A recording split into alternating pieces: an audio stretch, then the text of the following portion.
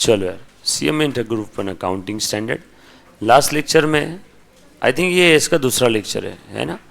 Accounting standard number 1 हमने just start किया था, थोड़ा बहुत एएस का इंट्रोडक्शन दिया था। बेसिकली अकाउंटिंग स्टैंडर्ड्स क्या है, क्यों है आपके जीवन में। चलो ध्यान दो बेटा, आपके जीवन में इसका महत्व क्या है। विदाउट अकाउंटिंग स्टैंडर्ड्स आपके फिनेंशियल स्टेटमेंट्स कभी भी true and fair view show नहीं करेंगे। Now what is true and fair view? What is true and fair view? जैसा होना चाहिए था अगर वैसा है तो ट्रू एंड फेयर व्यू है। सवाल, कैसा होना चाहिए था? जवाब, as per accounting standard, as per double entry system, as per accrual concept, as per applicable rules and regulation, as per applicable act, है ना। अगर ये सारी as per double entry system, accrual, mercantile basis, अगर ये सारी चीज़ें हैं तो ट्रू एंड फेयर व्यू है। अगर आपने इसमें से कोई एक चीज़ भी अगर फॉलो नहीं की तो योर बुक्स ऑफ अकाउंट्स और your financial statements are not showing true and fair view. और इतना ही नहीं, जो जो अप्लीकेबल अकाउंटिंग स्टैंडर्ड्स आपको कंप्लाई करने हैं वो आपने अप्लाई किए कि नहीं किए वो भी चेक करना है, बराबर है।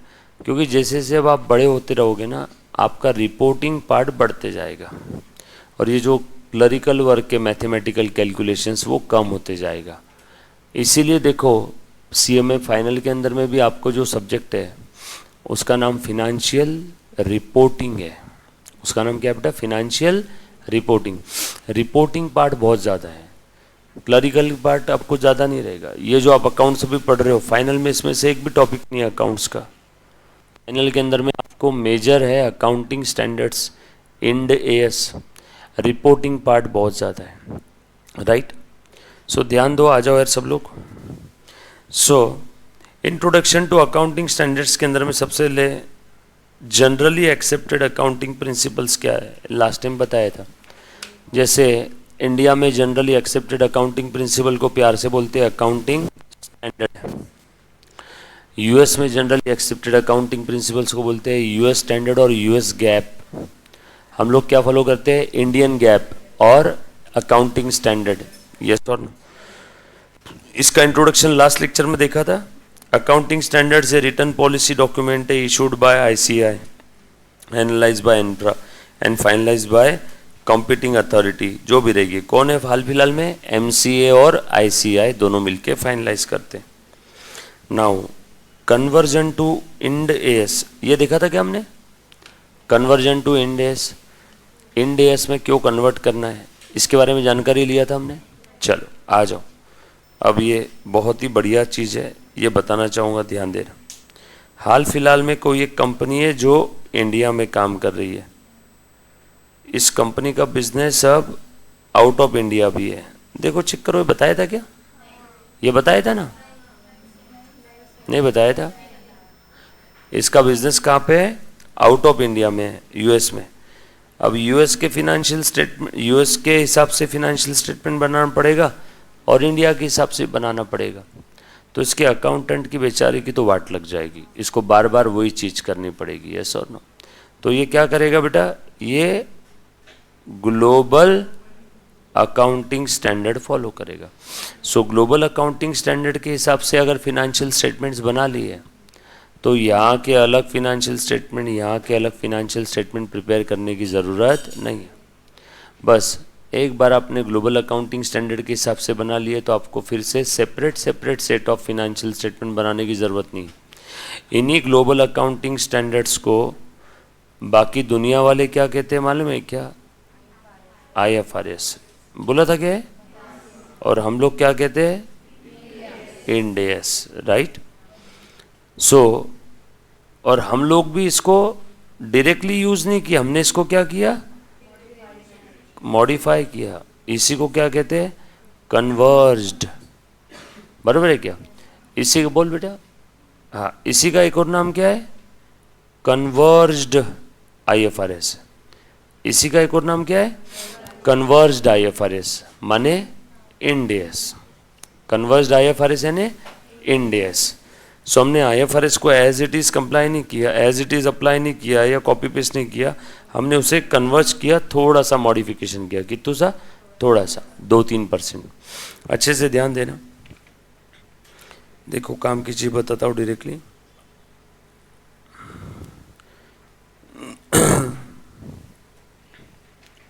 Accounting standard issued by the various regulatory bodies of different countries of the world. It refers to the goal of establishing a single set of high quality accounting standard that will be used internationally. एक single set of standard हमें चाहिए जो हर जगह पे applicable होगा, हर एक country के लिए अप्लीकेबल होगा। आपको separate separate financial statements prepare करने की ज़रूरत नहीं है। And in a particular effort to reduce the differences between the, क्यों चल रहा है सब, to reduce the differences between the different accounting treatments for the same item in the different countries, है ना, और to reduce the differentiations in the various accounting policies followed in the different countries. सब लोग एक uniform procedure पे आ जाएंगे, एक particular item का ट्रीटमेंट चाहे चाइना में हो, इंडिया में हो, यूएस में हो। फॉर एग्जांपल इन्वेंट्री वैल्यूएशन, हर कोई कॉस्ट और विच एवर इज लोअर ही करेगा, है ना। तो हर किसी ने अगर सेम चीज़ फॉलो किया तो फिनेंशियल स्टेटमेंट्स को एक हर जगह पे अप्लीकेबिलिटी और एक्सेप्टेंस मिल जाएगा, ताकि कंपनी का क्लरिकल वर्क ना बढ़े ज़्यादा। आगे बोला है to reduce the differences between local and global practices, local and global practices. तो इसके लिए उन्होंने क्या इशू किया, IFRS। IFRS किसने इशू किया, एक लंदन बेस्ड ग्रुप, यूके का लंदन बेस्ड एक ग्रुप था, यूके का था लंदन बेस्ड एक ग्रुप, उन्होंने IFRS इशू किया और उसको हर जगह पे एक्सेप्टेंस मिला, और वही IFRS को इंडिया में भी एक्सेप्टेंस मिला, बट एज इट इज़ नहीं, कन्वर्ज्ड ओके, है ना। तो इसीलिए इंड एस का इकोनॉम क्या है, converged IFRS। IFRS are the set of accounting standard developed by the international accounting standard board. Ind AS और लोकल एस किसने डेवलप किया, ICAI, institute of chartered accountant of India. और ये IFRS किसने डेवलप किया, IASB, इंस्टीट्यूट अपना international accounting standard board, बराबर है। IFRS कहाँ से आया, IASB, और इंड एस और local AS ICAI। This global standard, लो इन्होंने बोल दिया IFRS क्या है, global standard. This global standards are for the preparation of the public company financial statement. Company के लिए, किसी पार्टनरशिप फर्म के लिए ये नहीं है। आगे ऑब्जेक्टिव क्या था ऑफ द कन्वर्जेंस का, वही जो आपको बता रहा था, कंसिस्टेंसी बढ़नी चाहिए, कंपेरेबिलिटी होनी चाहिए, एफिशिएंसी बढ़ जानी चाहिए, हाई क्वालिटी अकाउंटिंग स्टैंड। आप ये ग्लोबल अकाउंटिंग स्टैंडर्ड कैसे, हाई क्वालिटी अकाउंटिंग स्टैंडर्ड से, ताकि आपके financial statements true and fair picture show करे। सिंपल है। आगे आ जाओ। There are two aspects to the concept of convergence, एक इंटरनेशनल लेवल कन्वर्जन है और एक नेशनल लेवल कन्वर्जन है। चल क्या बोला है, it is the process within which the international accounting standard Board and national standard setters, अब ये नाम याद रखने की ज़रूरत नहीं है, IASB और NSS, है ना। क्या किया इंटरनेशनल अथॉरिटी ने, converge their respective accounting standard into one global set of accounting regulation. This concept of single global comprehensive यानी अपने आप में एक परिपूर्ण, पूरा, कंप्लीट, कहीं पे भी आपको इधर उधर सप्लीमेंट के लिए जाने की ज़रूरत नहीं है, कंप्लीट है। Comprehensive set of accounting standard is a conceptual idea. ऐसा था कि भैया एक ग्लोबल स्टैंडर्ड होना चाहिए, ऐसा सब इंटरनेशनल थिंकर्स का सोचना था। It would help to ensure the comparability. Further, it would allow companies to enjoy a lower cost of capital as a result of their financial statement. क्या मतलब है इसका, लोअर कॉस्ट ऑफ कैपिटल का और IFRS और Ind S comply करने का। Lower cost of capital का यहाँ पे क्या सेंस में इन्होंने दिया है, बड़ा आसान है। मेरे जो फिनेंशियल स्टेटमेंट है आज तक के मैंने अकाउंटिंग स्टैंडर्ड के हिसाब से बनाए थे, इसलिए वो फिनेंशियल स्टेटमेंट किसी US के गोरे को या चाइनीज़ के छोकरे को समझ में नहीं आते थे। अब मैंने ग्लोबल अकाउंटिंग स्टैंडर्ड के हिसाब से फिनेंशियल स्टेटमेंट बनाए, तो मेरे फिनेंशियल स्टेटमेंट यूएस के गोरे और चाइनीज़ के छोकरे को भी समझ में आते हैं और वो यहाँ पे इन्वेस्ट कर सकता है। भारत के लोगों को बहुत माज आ गया था, महंगे में पैसा दे रहे थे। कैपिटल यहाँ पे रेस करना महंगा काम है, महंगा बिजनेस है, लेकिन वही अगर फॉरेन से मैं कैपिटल रेस करूँ तो मुझे सस्ते में मिलता है, लेकिन फॉरेन से कैपिटल रेस करने के लिए फिनेंशियल स्टेटमेंट तो वैसे होने चाहिए ना। इसलिए ग्लोबल अकाउंटिंग स्टैंडर्ड्स के हिसाब से फिनेंशियल स्टेटमेंट बनाए तो आपके पास एक स्कोप रहेगा कि आप फॉरेन से भी फंड्स रेज कर सकते हो। सो आपकी ऑब्वियस सी बात है, कॉस्ट ऑफ कैपिटल कम हो जाएगी। कॉस्ट ऑफ कैपिटल क्या होता है रे बेटा?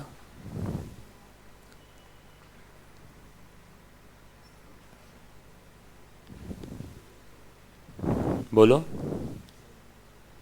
कॉस्ट ऑफ कैपिटल क्या होता है? कॉस्ट ऑफ लोन क्या है? अरे कॉस्ट ऑफ लोन, अच्छा जाने दो। कॉस्ट ऑफ फोन क्या है? बरोबर, वो कॉस्ट रहेगी ना इसकी।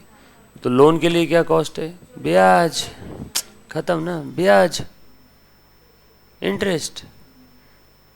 कॉस्ट ऑफ इक्विटी शेयर क्या है? डिविडेंड, उसके लिए क्या देते हैं? Dividend, simple. Cost of preference share क्या है? प्रेफरेंस डिविडेंड, उसके बदले जो दे रहे हो।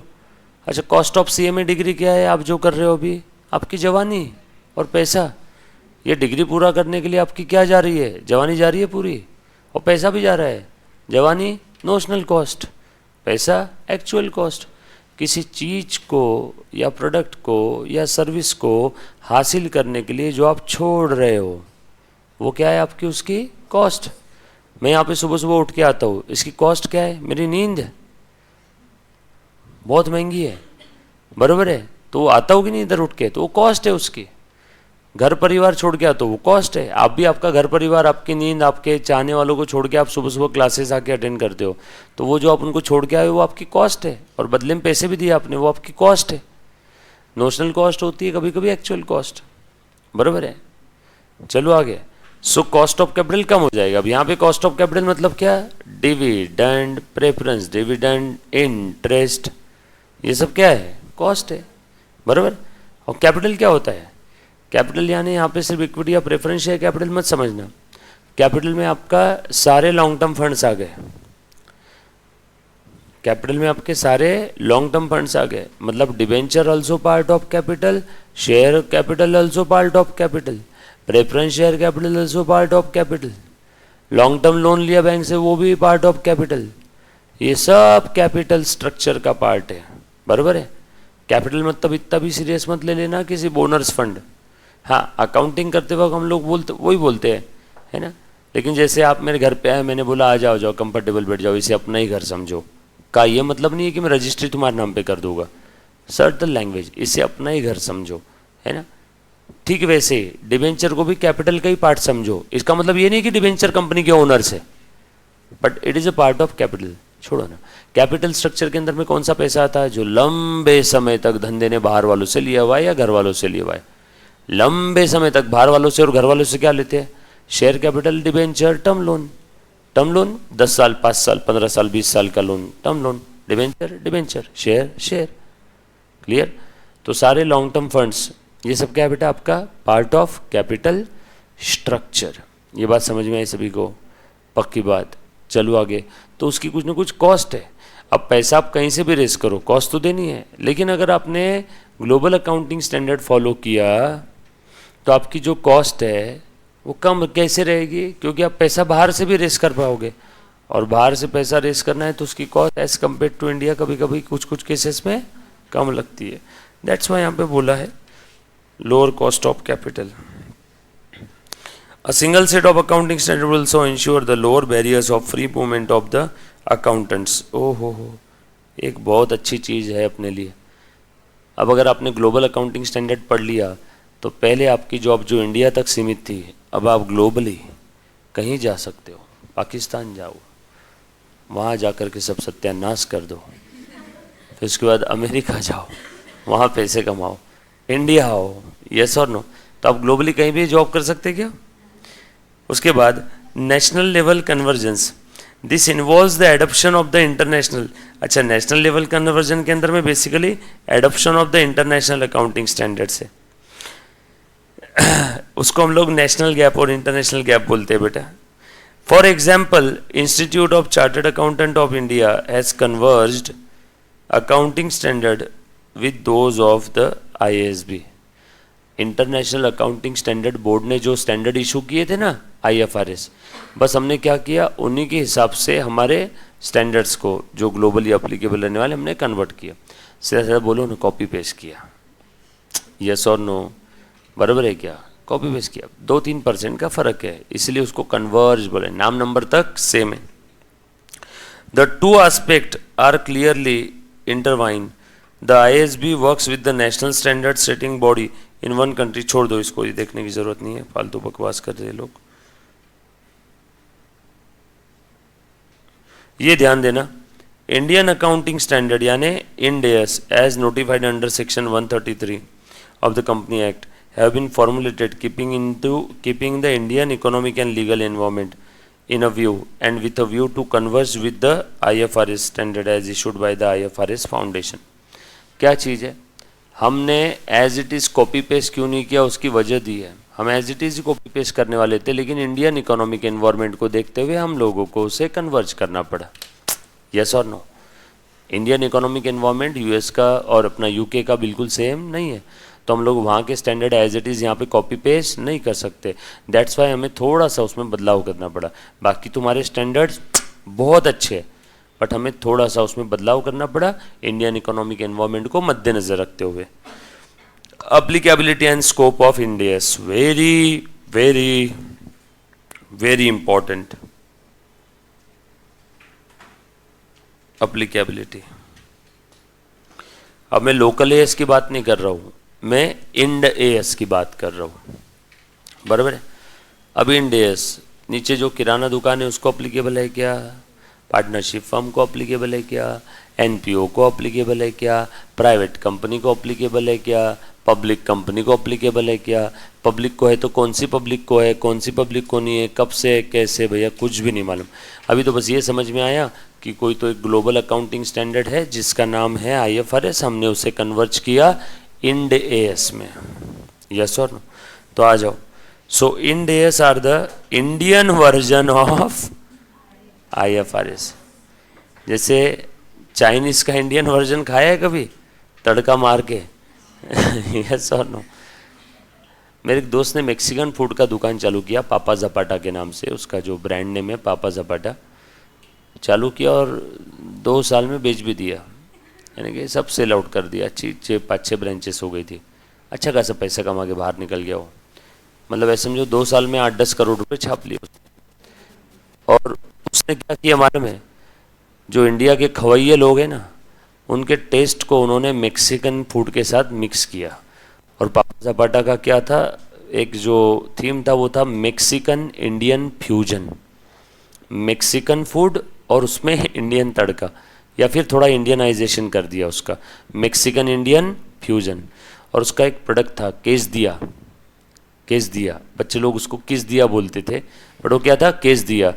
केसदिया मतलब क्या था मालूम है क्या? आपके घर पे बचपन में आपकी मम्मी रोटी के अंदर में सब्जी और अचार, कांदा, नमक, सेव लगा के देती थी और रोल करके दे देती थी ना, बस उसी को रोल करने के बाद थोड़ा सा ग्रिल कर दिया उन्होंने, और अंदर मेक्सिकन फूड था, इंडियन, बाकी इंडियन रोटी रोल करके। तो बचपन से खा रहे हम लोग।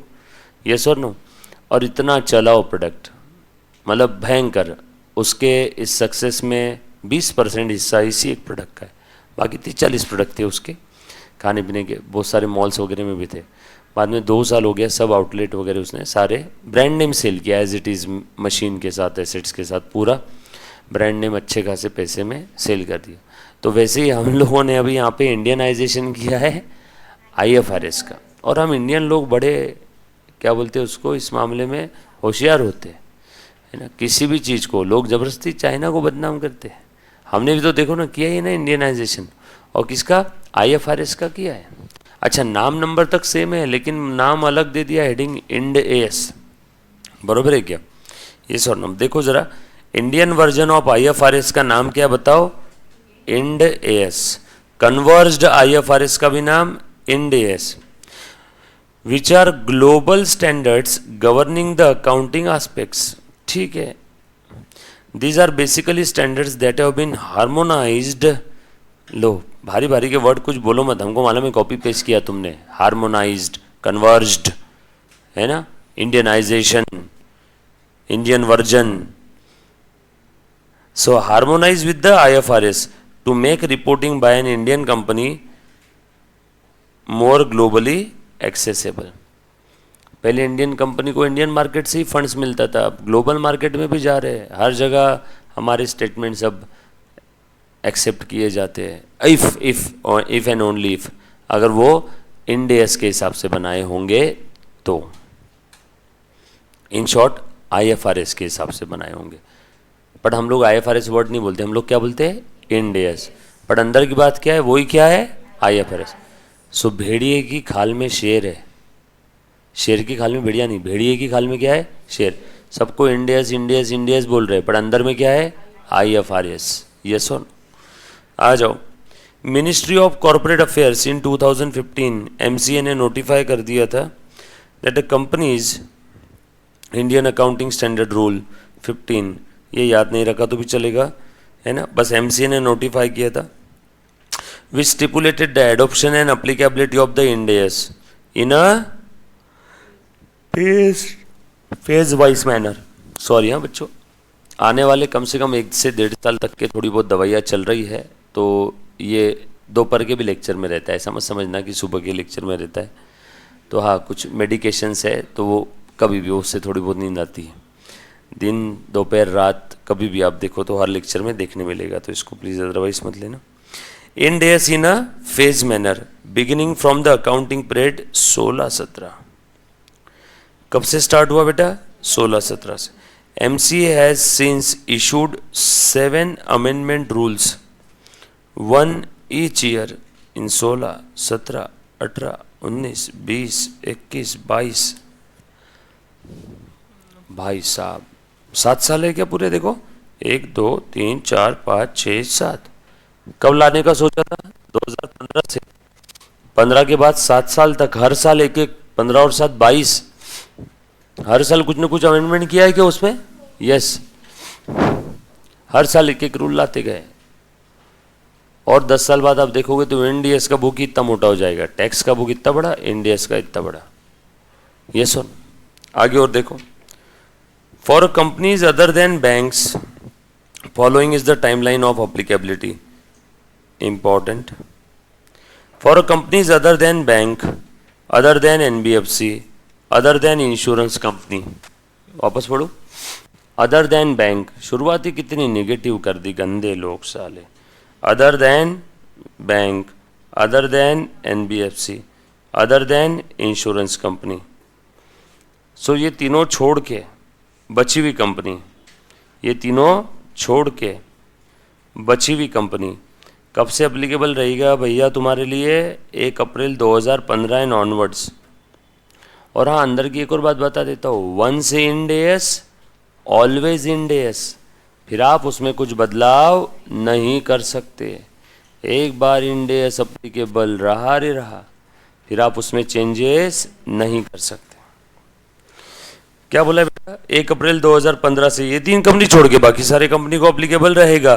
कंडीशन है, don't worry, application on a voluntary basis for all the company along with the comparative.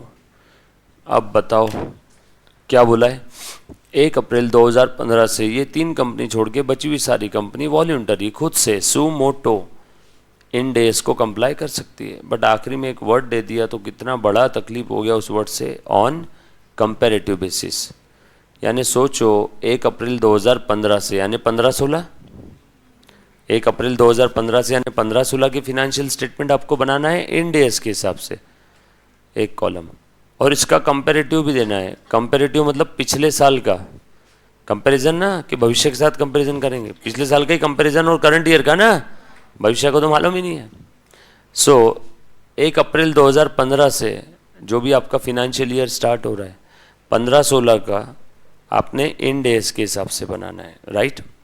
और कंपेरेटिव किसका रहेगा, पिछले साल का। तो 14-15 का भी आपने किसके हिसाब से बनाना है, इंड एस का। बाबा ध्यान दो, एग्जाम में कंफर्म क्वेश्चन है इसके ऊपर 5 नंबर का है ना, अच्छे ध्यान देना। तो मतलब आपको समझ में आ रहा है, आपको पिछले साल की भी अकाउंटिंग जो आपने लोकल अकाउंटिंग स्टैंडर्ड के हिसाब से कर दिया उसको वापस इंड एस के हिसाब से कंपेयर करके कन्वर्ट करके फिर से बनाना है। क्योंकि सिर्फ 15-16 का इंड एस देके नहीं चलेगा, कंपेरेटिव भी देना पड़ेगा ना। और 15-16 का कंपेरेटिव क्या रहेगा, 14-15, बरोबर ना। उसके बाद फ्रॉम 1 अप्रैल 16 मैंडेटरी, पहले क्या बोला, वॉल्यूंटरी, फिर क्या हो गया, mandatory for the following companies, company listed और in the process of listing in India और outside India with a net worth equal to और मोर देन 500 करोड़। लिस्टेड है या तो in the process of listing है, नेटवर्थ 500 करोड़ या उससे ज़्यादा है, इसमें से कोई भी एक चीज़ हो जाती है तो यह उस कंपनी को झक मार के mandatory from 1 April 2016 Ind AS को कंप्लाई करना होगा। उसके बाद unlisted company having net worth equals to और मोर देन 500 करोड़, क्या ज़रूरत थी, डायरेक्ट एक ही बारी में बोल देते ना 500 करोड़ या उससे ज़्यादा। बट ऊपर लिस्टेड कंपनी और in the process of listing की बात चल रही है और नीचे अनलिस्टेड। उसके बाद होल्डिंग और सब्सिडायरी और जॉइंट वेंचर और associate of the above company, ये ऊपर के दोनों कंपनी का होल्डिंग, सब्सिडायरी, एसोसिएट और जॉइंट वेंचर कंपनी है तो उसको भी इंड एस अप्लीकेबल रहेगा भाई साहब।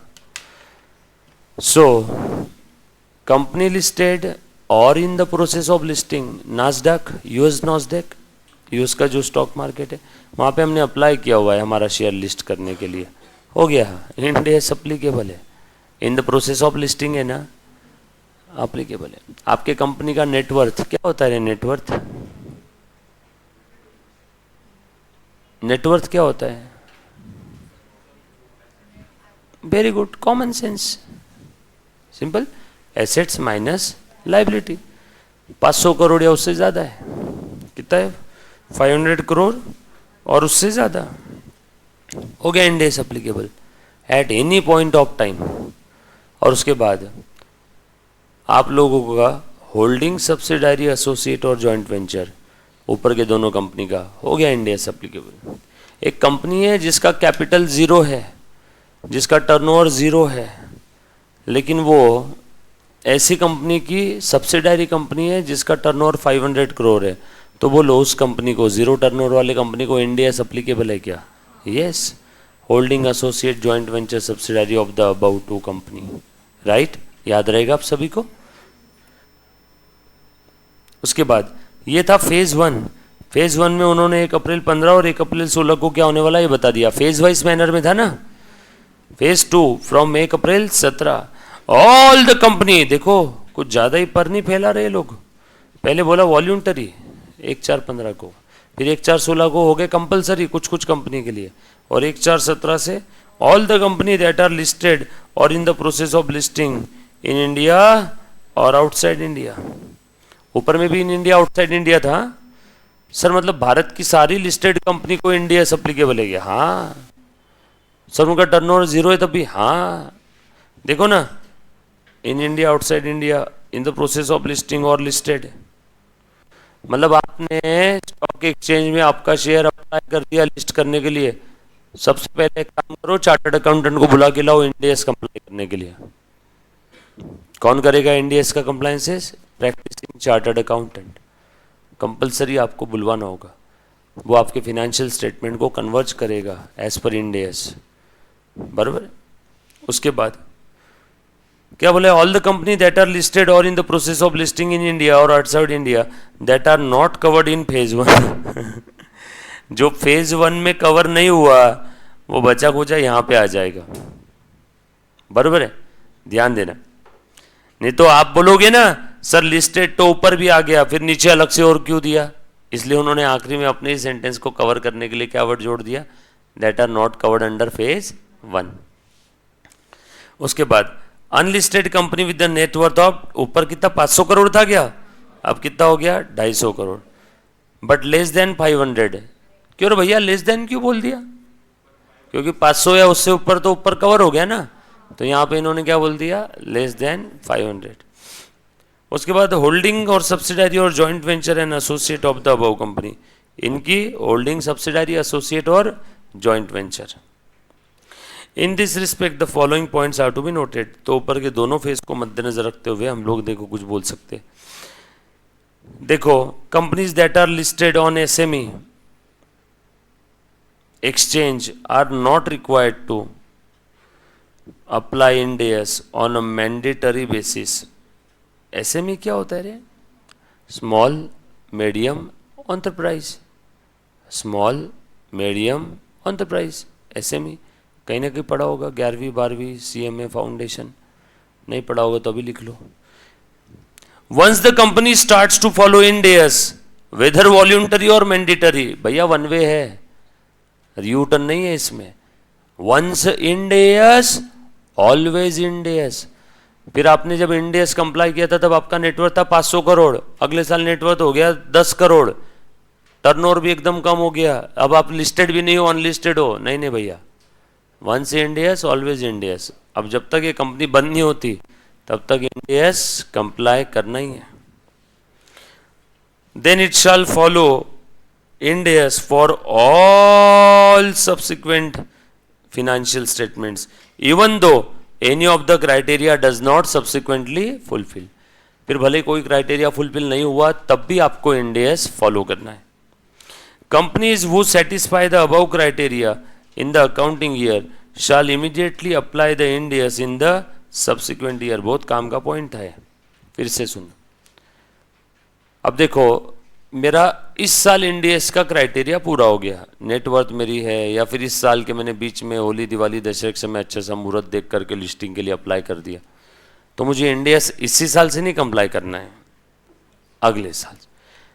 मतलब ये जो भी क्राइटेरिया ये प्रीवियस ईयर का रहेगा, तो नेक्स्ट ईयर में Ind AS अप्लीकेबल रहेगा।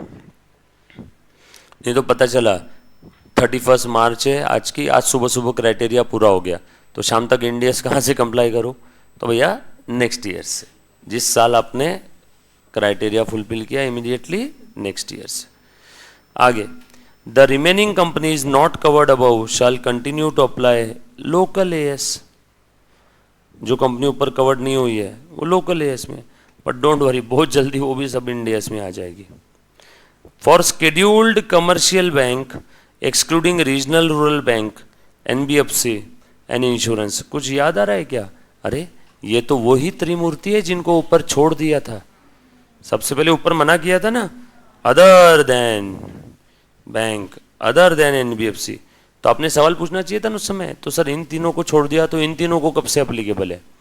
तो चलो आपने नहीं पूछा तो मैं पूछ लेता हूँ, इन तीनों को अब से अप्लीकेबल है। देखो, सो इन तीनों को फेज 1 1 अप्रैल 18 से listed unlisted NBFC with net worth 500 crore और मोर, होल्डिंग सब्सिडारी और जॉइंट वेंचर ऑफ अबव।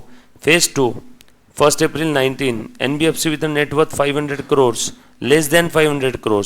ऊपर क्या था? 500 करोड़ या उससे ज़्यादा, यहाँ पे 500 करोड़ से कम, जिसकी इक्विटी और डेट सिक्योरिटीज आर लिस्टेड और in the process of listing है। और unlisted NBFC with net worth of 250 crore but less than 500 crore, या ऊपर की दोनों की होल्डिंग सब्सिडारी। तो इन लोगों को फेज 1 फेज 2, देखो फेज 1 कब स्टार्ट हुआ? 1 अप्रैल 18 को। फेज 2 कब से स्टार्ट हुआ? 1 अप्रैल 19 से। आज के टाइम पे मेजर कंपनीज Ind AS में कवर हो गई है। अभी क्या चल रहा है? 2022। आगे, scheduled commercial bank excluding regional rural bank, Ind AS were required to be implemented by the scheduled commercial bank from 1st April 18. However, presently it stands deferred till further notice। क्या मतलब है इसका? मालूम है, पहले ऐसा बोला गया था स्केड्यूल्ड कमर्शियल बैंक के लिए 1/4/2018 से कंपलसरी रहेगा, बट बाद में कैंसिल कर दिया। कब से अप्लीकेबल है नहीं मालूम, wait till further notice. Insurance company के लिए required to prepare Ind AS based stand alone and consolidated financial statement. Consolidated क्या होता है रे? हाँ, कॉन्सोलिडेटेड यानी रिवाइज्ड? नो, कॉन्सोलिडेटेड एक कंपनी है, उसके पास दूसरे कंपनी के more than 50% of the shares है, each company holding more than 50% of the voting rights of each company, in that case this H company will be the parent company or holding company of S company, and this S company will be the pillu company or subsidiary company of H company और children company. बरोबर है क्या? तो यहाँ पे जैसी holding subsidiary relation पैदा हो गया, इस एच कंपनी की जिम्मेदारी बढ़ गई। इसको अब दो फिनेंशियल स्टेटमेंट प्रिपेयर करना है। कितने? 2। फर्स्ट एक खुद का स्टैंड अलोन, और दूसरा एच का और एच का मिला के, इसको क्या बोलेंगे? कॉन्सोलिडेटेड। मतलब सोचो ना, P&L बैलेंस शीट पूरे ग्रुप का, एच और एस दोनों मिलके क्या बन गया? एक ग्रुप। रियल लाइफ में ऐसे 25-25 कंपनियां एक ग्रुप में होती है। सोचो 25 और एक वो होल्डिंग कंपनी, 26 कंपनी के फिनेंशियल स्टेटमेंट कॉन्सोलिडेट करना है। बरोबर है क्या? चार्टर्ड अकाउंटेंट इसके लिए तगड़ी फीस लेता है, lakhs of rupees, just for the purpose of consolidation. लूट रहे हैं। 1 महीना लगता है कंसोलिडेशन करने के लिए। सर आपने किया है? ट्राई किया था एक बार, आर्टिकल असिस्टेंट था तब, बट मालूम था ना मुझे तो 3,500 ही मिलने वाले हैं। तो उसके अंदर में मैंने 1 महीने किया, P&L के अंदर के जो आइटम्स थे सारे कंसोलिडेट कर लिए। उसके बाद मेरा आर्टिकलशिप ख़त्म हो गया, और उसके बाद फिर मैंने सर को बोला, sir now my articleship is over. एक स्विट्ज़रलैंड की टेक्सटाइल मशीन मैन्युफैक्चरिंग कंपनी थी महाबलेश्वर रोड पे। मैंने बोला सर मेरा आर्टिकलशिप हो गया है अभी। तो बोले हाँ। बोले वो काम तो हाथ का ख़त्म कर दे। बोला नहीं, काम ख़त्म करूँगा लेकिन अब उसका पेमेंट स्टाइपेंड के उतना नहीं लूँगा सर। तो बोले क्या चाहिए हरीश तेरे को? मतलब मेरे को फीस चाहिए अब उसकी। तो उन्होंने मना कर दिया। मैंने बोला ओके, नमस्ते लंदन। अपने वो क्या, आर्टिकलशिप हो गई मेरी, मैं लीगली फ्री हो गया तुमसे, आर्टिकलशिप ख़त्म, और कंसोलिडेशन के लिए 1 महीना और जाने वाला था। तो मैंने सर को बोल दिया, उस सर ने भी, नाम नहीं डिस्क्लोज करूँगा, बड़े ताव में बोल दिया, हाँ निकल, देख लूँगा मैं तो। मतलब मेरे को मालूम था ना तुम फ़ोन तो करोगे, सारी एडजस्टमेंट तो भाई के पास थी। किया मैंने 1 महीना काम, 1 महीना काम किया था, पूरा किया अच्छे से सब कुछ, और मेरा ड्यूटी लीगली पूरा हो गया। वैसे भी आर्टिकल के भरोसे थोड़ी ना सीए प्रैक्टिस करता है खुद की। फिर उसके बाद उसके फ़ोन आए, हरीश ऑफिस में अभी के अभी आके मिल। मतलब नहीं मिलूँगा सर। क्यों मिलूँ ऑफिस में अभी के अभी आके? ये क्या बात हुई, क्या उधारी वसूल कर रहे हो? तो वो बोले अर्जेंट है। फिर बोले हरीश वो तेरा शुरू किया हुआ काम। मतलब सर वो काम मेरा नहीं है, उस पर ठप्पा आपका लगने वाला है, साइन आपकी है, ऑफिस आपका, सीए आप हो, प्रैक्टिस आपकी, वो आपका काम है। बराबर है क्या? आप इस बैच के लिए चैतन्य को या हर्ष को जाके बोलोगे क्या? आप किसको बोलोगे? एएसी के ओनर को, यस और नो? आकाश सर को, श्रुति मैम को, यस और नो? आप किसी और को बोल सकते हो क्या? नो। तो ठीक वैसे मतलब सर वो आपका काम है, मैं उसमें नहीं करूँगा। बोले हरीश ये गलत है। मतलब सर गलत नहीं है, मैं, आप बताओ, मैं गलत रहता तो आप इतने सीधे मुंह मेरे से बात नहीं करते, आप सीधा केस करते या इंस्टीट्यूट को कंप्लेंट करते? मैं अगर गलत रहता तो आप मुझे यहाँ नहीं बुलाते। प्यार से अभी जो बाद में जब पहले फ़ोन करके मना कर दिया, बाद में आपने जो वापस फ़ोन किया, टेक्स्ट मैसेज भेजे ना, उस समय तो व्हाट्सएप भी नहीं था, नया नया था एकदम। तो मैंने बोला सर आप ये नहीं करते ऐसा। तो बोले क्या इच्छा है तेरी? मतलब सर फीस लूँगा, फीस। बोले कितनी फीस लूँगा? बस सर पहले आप बताओ आप कितनी ले रहे हो। क्योंकि बोला सर ऐसा मत करो, मैं 3-3.5 साल बोला मैं घिसा हुआ आपके यहाँ पे, 3 से 3.5 साल। तो बोले कितनी फीस? मतलब सर 70% जो आपको मिल रही है उसकी। बोले नहीं करना है, जा। मतलब ओके। तो मतलब सर बुलाए क्यों? मैं तो पहले फ़ोन पे ही पूछ लेते, मैं बोल देता 70% मेरी। मतलब सर आपका काम सिर्फ उस पर ठप्पा मारना और साइन करना है, उसके 30% मैं दे रहा हूँ आपको। और बोला सर ये सही है बिल्कुल लीगली, क्योंकि आपने बोला जो 3.5 साल मेरी ली है, बस ये उसी का ऐसा समझो कि फ्रस्ट्रेशन बाहर आ रहा है। बहुत बहुत अच्छा खासा मैटर हो गया था फाइनली। और मैंने हर तरीके से बोल दिया सर मैं लीगली, मोरली, इथिकली, फाइनेंशियली किसी भी एंगल से गलत नहीं हूँ, अगर गलत हूँ तो देख लो। आर्टिकलशिप पूरी कंप्लीट हो गई है, और 3 की जगह 3.5 साल करवाई सर आपने मेरे से। आपने मेरे को एक्सटेंशन दिया 6 महीने का। बराबर है क्या? उस समय स्वाइन फ्लू आया था पूना में, मतलब सर मैं स्वाइन फ्लू में इधर ही पड़ा रहा, आपने एक मास्क तक लाके नहीं दिया। उस समय 150 रुपये का मास्क था, N95। मतलब सर उस समय भी मैं इधर था, नया नया स्वाइन फ्लू। पुणे का पहला पेशेंट कोथरूड का ही था, मेरी एक फ्रेंड थी, पुणे का पहला पेशेंट स्वाइन फ्लू का, पुणे का पहला। तो मैंने बोला सर आप समझो ना बात को। तो फिर फाइनली ऐसा हुआ, सर बोले मैं इतना दूंगा 25-50 हज़ार। सर 25-50 हज़ार की बात नहीं है, 70% ऑफ द फीस। फाइनली उतना लिया और उसके बाद ही वो काम किया। बोला नहीं तो सर आप कर लो ना, कंसोलिडेशन कर लो। क्योंकि हम लोगों ने तो नया नया तब अकाउंटिंग स्टैंडर्ड पढ़ा था, बहुत सारे सम सॉल्व किए थे, एडजस्टमेंट्स पता थी, और 1-1.5 महीने से उस पर काम भी कर रहा था, तो पता था। ये होती है पावर नॉलेज की। और गलत इसमें कुछ नहीं है, क्योंकि भैया देखो दिन रात मंडे टू संडे काम किया हूँ, मंडे टू संडे 3500 रुपये। उनका अपन महीने का 3-4 लाख का बिलिंग करके देते थे, तो 3500 देते थे। चलो ठीक है, वो लीगली इंस्टीट्यूट ने बोला है कि मिनिमम 3500 देना है, बट उसके अंदर में भी शर्म नहीं थी, उसने भी मिनिमम 3500 ही दिया।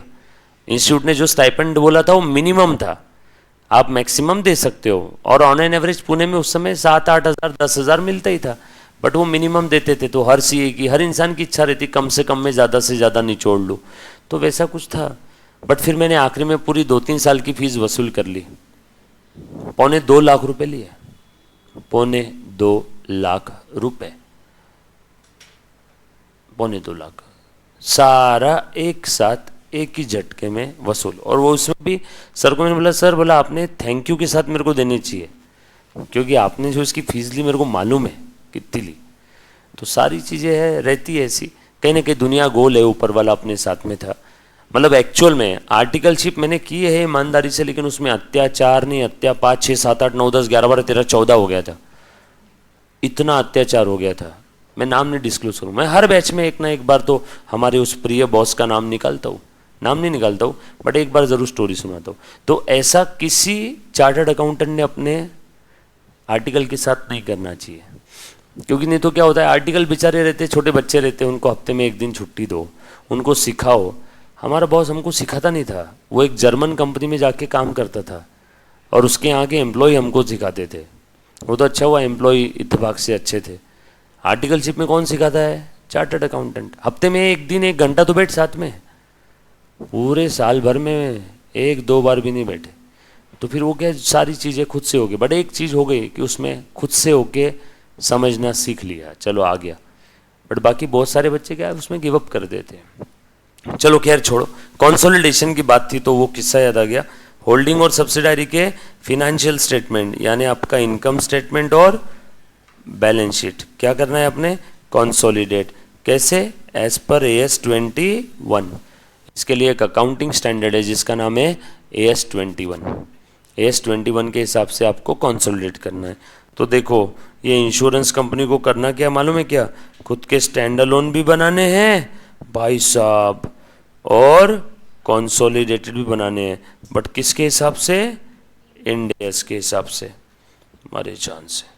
आगे क्या बोला है? और वैसे है कि नहीं, इंश्योरेंस कंपनी का सेपरेटली क्यों आया मालूम है क्या? क्योंकि इंश्योरेंस कंपनी अपने फिनेंशियल स्टेटमेंट बनाती थी इंश्योरेंस रेगुलेटरी डेवलपमेंट एक्ट के हिसाब से, इंश्योरेंस रेगुलेटरी डेवलपमेंट एक्ट के हिसाब से। इसलिए इंश्योरेंस का बैंकिंग बनाती थी बैंकिंग रेगुलेशन एक्ट के हिसाब से, बराबर है। बैंकिंग हो गया इंश्योरेंस कंपनी, और अपना ये कौन सा इलेक्ट्रिसिटी बनाती थी इंडियन इलेक्ट्रिसिटी एक्ट के हिसाब से। तो इन तीनों के लिए आपको देखो टॉपिक भी सेपरेट रहेंगे। CM इंटर ग्रुप 2 के अंदर में financial statement, banking, insurance, electricity का तीनों का सेपरेट सेपरेट है। कंपनी के फिनेंशियल स्टेटमेंट अलग है क्योंकि इनके लिए सेपरेट एक्ट है, बराबर है। तो इनके लिए सेपरेट इंड AS के लिए इन्होंने बता दिया कि भैया आपको अप्लीकेबल रहेगा for the financial year 18-19 with the comparative for the year 17-18। देखो कंपेरेटिव कौन सा दिखाना है? पिछले साल का। IRDA issued a circular, IRDA Insurance Regulatory Development Act issued a circular which mandates insurance company जो इंश्योरेंस दे रहा है to comply with the Ind AS and implementation roadmap issued by the MCA. Now पहला वाला standard disclosure of accounting policies AS 1, ये local AS है। AS1 क्या कहता है बेटा मुन्ना, अच्छे से ध्यान देना। AS1 कहता है, हे अकाउंटेंट सुन, you have to disclose all the accounting policies which you have utilized in the preparation and presentation of financial statement at one place। पढ़ा था क्या हमने, बरोबर। and also you have to disclose if and only if any of the fundamental accounting assumptions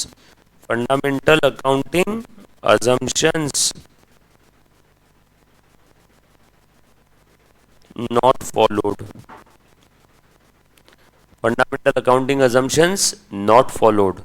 तो आपको क्या करना है, डिस्क्लोजर भी देना है। आपको क्या करना है, डिस्क्लोजर देना है बेटा उसका, यस और नो। चलो आ जाओ। तो अब ऐसे कौन कौन से एरिया है जहाँ पे अलग अलग अकाउंटिंग पॉलिसीज हो सकती है। भैया पॉलिसी का डिस्क्लोजर क्यों देते हैं, क्योंकि डेफिनेटली वहाँ पे अलग अलग रास्ते हैं, तो आपको बताना पड़ेगा ना तुमने कौन सा रास्ता यूज़ किया। पढ़ा था ना लास्ट लेक्चर में, एग्जाम्पल भी दिए थे, inventory valuation, goodwill valuation, provision create कर रहे हैं नहीं कर रहे, कोई एसेट का वैल्यूएशन कर रहा हो, मेथड ऑफ डिप्रिसिएशन, बहुत सारे एरिया देखो। तो मेथड ऑफ डिप्रिसिएशन, कोई एसएलएम यूज़ करता है, कोई डब्ल्यूडीवी, कोई एन्यूटी, कोई सिंकिंग फंड, कोई डिप्लेशन, कोई आपका प्रोडक्शन यूनिट, कोई मशीन आवर। तो भैया तुमने कौन सा यूज़ किया, चलो इज्जतदारी में डिस्क्लोजर दो। Treatment of expenditure during construction, AS7 के हिसाब से डिस्क्लोजर देना पड़ेगा आपको। AS7 कंस्ट्रक्शन कॉन्ट्रैक्ट, जब भी कोई बिल्डर बिल्डिंग कंस्ट्रक्ट करता है तो बिल्डिंग बनाने के लिए 5 साल का समय लगता है, तो सारा का सारा खर्चा किसी एक साल के P&L में नहीं डाल सकता, उसको पूरा खर्चा ऑन सम रीजनेबल बेसिस 5 साल में अपोर्शन करना है। तो भैया तुमने कैसे अपोर्शन किया, किस बेसिस पे किया, तुम्हारी पॉलिसी क्या थी, चलो डिस्क्लोजर दो। सो treatment of the construction expenditure, treatment of foreign currency conversion and translation. आपके बैलेंस शीट के असेट साइड में फॉरेन करेंसी दिख रहा है, वो फॉरेन करेंसी आपने लिया था $1000 के हिसाब से, साल के आखिरी में उसका रेट हो गया 60 रुपीज़, तो आपने वो 5 रुपये का जो गेन था फॉरेन करेंसी एक्सचेंज रेट में गेन जो हुआ उसका ट्रीटमेंट कैसे दिया, लॉस हुआ तो उसका ट्रीटमेंट कैसे दिया, तो चलो डिस्क्लोजर दो उसके बारे में। उसके बाद इन्वेंट्री वैल्यूएशन, कॉस्ट पे किया, NRV पे किया, मार्केट वैल्यू पे किया, फेयर वैल्यू पे किया, कि कॉस्ट और market value which ever is lower पे किया, कैसे किया, डिस्क्लोजर दो। इन सभी का आपको क्या देना है, disclosure. Treatment of intangible asset, intangible asset को आपने राइट ऑफ किया है ना, कितने साल में राइट ऑफ किया, 11 साल लगा दिए, नहीं चलता है। AS26 बोलता है इंटेंजिबल असेट को 10 साल में राइट ऑफ करना है। आपने 11 क्यों लगाया, 5 में क्यों राइट ऑफ किया, 10 में क्यों राइट ऑफ किया, किस मेथड से राइट ऑफ कर रहे हैं, हर साल इक्वल है कि हर साल डिमिनिशिंग बैलेंस मेथड है, तो ये चलो डिस्क्लोजर दो। इन्वेस्टमेंट का वैल्यूएशन कैसे किया, कॉस्ट पे, मार्केट वैल्यू पे, कि और कोई तरीका है। जहाँ पे एक चीज़ के लिए एक से ज़्यादा रास्ते हैं। Retirement benefit, best example retirement benefit का ग्रेच्युटी। जब भी कोई एम्प्लॉय फर्म से रिटायर्ड हो जाता है तो रिटायरमेंट के समय हमें उससे कुछ देना है, तो रिटायरमेंट बेनिफिट उसके लिए बेनिफिट है, हमारे लिए एम्प्लॉय बेनिफिट, एम्प्लॉय एक्सपेंसेस है। उसका ट्रीटमेंट कैसे, recognition of the profit on long term contract. Long term contract, मैं एक बिल्डर हूँ, मैं सरकार को ब्रिज बना के दे रहा हूँ यहाँ पे डेक्कन के वहाँ पे, वो ब्रिज बनने के लिए लगेंगे 10 साल, उसकी कॉस्ट है 2000 करोड़ रुपए। तो बताओ 2000 करोड़ का कॉन्ट्रैक्ट मुझे आज मिल गया, वो 2000 करोड़ पूरा आज के आज ही P&L में दिखा दूंगा या सेल में दिखा दूंगा क्या, नो। तो कैसे दिखा रहे हो, कुछ है प्लान दिमाग में। इस साल ब्रिज बनेगा 10%, तो इस बार दिखाएंगे 2000 का 10% 200 करोड़, अगले साल बनेगा वो 30%, तो अगले साल दिखाएंगे 600 करोड़ का रेवेन्यू। तो खर्चे कितने दिखाओगे, रेवेन्यू कितने दिखाओगे, प्रॉफिट कैसे निकालोगे। कि ऐसा बोल दोगे कि एक काम करेंगे, ब्रिज 10 साल में बनेगा तो 10 साल बाद डायरेक्ट प्रॉफिट लॉस निकालेंगे, चलेगा क्या, नो। इनकम टैक्स डिपार्टमेंट बोलेगा मैं पागल नहीं हूँ, मैं 10 साल तक वेट नहीं करने वाला हूँ प्रॉफिट लॉस के लिए। फिर आप इनकम टैक्स डिपार्टमेंट को बोलोगे ब्रिज बना ही नहीं भैया, मैं प्रॉफिट कहाँ से निकालूँ। AS7 से पूछ के आप प्रॉफिट कैसे निकालते, मतलब ब्रिज बनने के पहले ब्रिज का प्रॉफिट निकाल के उसके ऊपर टैक्स भरना पड़ेगा आपको हर साल थोड़ो थोड़ो, यस और नो। तो उसकी ट्रीटमेंट आपने कैसे दी। लॉन्ग टर्म कॉन्ट्रैक्ट में जनरली आता है, शॉर्ट टर्म कॉन्ट्रैक्ट में तो कोई टेंशन ही नहीं, 6 महीने में खत्म हो गया तो उसी साल में पूरा आ जाएगा, इनकम भी और एक्सपेंस भी। वैल्यूएशन ऑफ फिक्स एसेट आपने कैसे किया। कॉन्टिजेंट लायबिलिटी का ट्रीटमेंट क्या होती है रे, contingent liability liability which depends upon the happening और non happening of some future event. तो उसका ट्रीटमेंट आपने कैसे दिया? ट्रीटमेंट कैसे दिया मतलब आपने उसके लिए प्रोविज़न क्रिएट किया, नहीं किया। वैसे तो कॉन्टिजेंट लाइबिलिटी के लिए नहीं करना चाहिए, बट अगर आपको लग रहा है लाइकली टू हैपन तो एक काम करो, प्रोविज़न क्रिएट कर दो। नहीं लग रहा है, प्रोबेबल है, तो एक काम करो, नोट्स में दिखा दो। तो आपने क्या किया, उसके साथ बर्ताव कैसे किया। देन फंडामेंटल अकाउंटिंग अजम्पशन, ये तीनों अगर फॉलो हो रहे तो डिस्क्लोजर की जरूरत नहीं है, फॉलो नहीं हो रहे तो डिस्क्लोजर देना पड़ेगा। देन कुछ अजम्पशंस भी है, ध्यान देना, इसको हम लोग प्यार से कंसिडरेशन कहते हैं। वाइल सिलेक्टिंग, जैसे फंडामेंटल अकाउंटिंग अजम्पशन अगर फॉलो नहीं होता तो डिस्क्लोजर देना है। ठीक उसी प्रकार से AS1 कहता है, हे अकाउंटेंट सुन, जब भी तू कोई अकाउंटिंग पॉलिसी सिलेक्ट करेगा तो while selecting the accounting policy you have to keep in your mind few considerations, और कुछ बातें। Before selecting the accounting policy you have to consider few things. So accounting policy select करते वक्त ये 3 considerations है। जैसे आप लोग शादी करते समय कुछ कंसिडरेशंस, कुछ बातें कंसिडर करते हो ना, लड़का कैसा होना चाहिए, टॉप, सम, शोल्डर, पैसा कम, खुद भले कैसी भी हो। ये सब बैटरी गई क्या? नहीं, चल रही है।